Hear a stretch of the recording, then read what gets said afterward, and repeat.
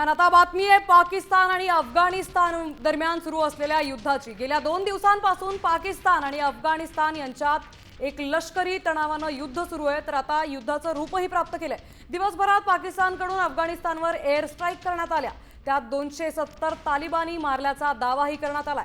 प्रत्युत्तरादाखल अफगाणिस्ताननं पाकिस्तानवर एक मोठा हल्ला केलाय। त्यांनी 55 पाकिस्तानी सैनिकांना ठार मारल्याचा दावा केलाय। अफगाण सरकारने 23 पाकिस्तानी सैनिकांचे मृतदेह आपल्याकडे असल्याचंही म्हटलंय।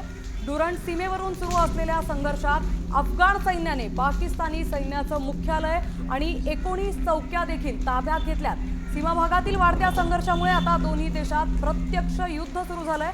तर परिस्थिती अत्यंत तणावपूर्ण आहे।